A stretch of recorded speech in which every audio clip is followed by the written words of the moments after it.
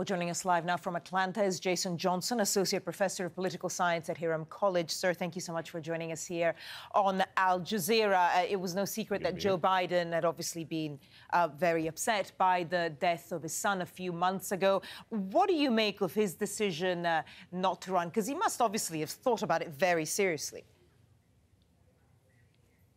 Right. I never thought that Joe Biden was going to run. And I think that the death of his son and the amount of mourning that he and his family continue to go through, I think that slowed up what was inevitably going to be him deciding not to run. He's never at any point led Hillary Clinton in the polls. He doesn't have much of a constituency that Hillary Clinton and Bernie Sanders don't already have. And I don't think he had a clear path to win the nomination. So I'm not surprised by his decision. So we just heard him say that even though he's not running for president, he will not be silent. So what do you think he means by that? And who do you think that is likely to damage? I don't think it's going to damage anyone. It is political speech for saying, please continue to pay attention to me. Because the truth of the matter is, if Joe Biden is not running for the Democratic nomination, by American standards and American history and precedent, he can't say anything. Just like President Barack Obama can't take an active role in the primary, Joe Biden is not going to be a kingmaker in this process. So I think that was just one last gasp, hoping that people will still want to talk to him. But he really can't do anything to influence this process. It's now up to the candidates and the voters. I guess if someone who is the vice president still says it's too late to be a candidate for president, even though, you know, he obviously had some momentum behind him and presumably would have had some kind of chance at raising the funds, I guess it's pretty much a done deal for Hillary Clinton for the Democratic nomination, or do you think that she still has genuine threats?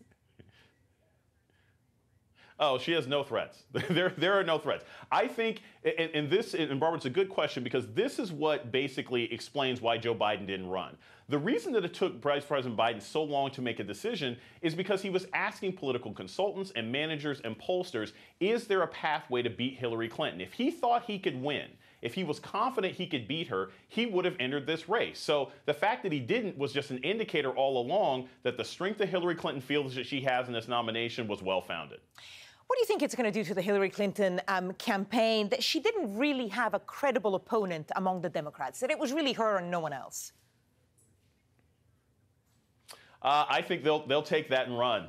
I mean, you know, in 2008, she thought she was the inevitable candidate as well and got taken out by the insurgent Barack Obama, who ended up not only being elected president, but being reelected president.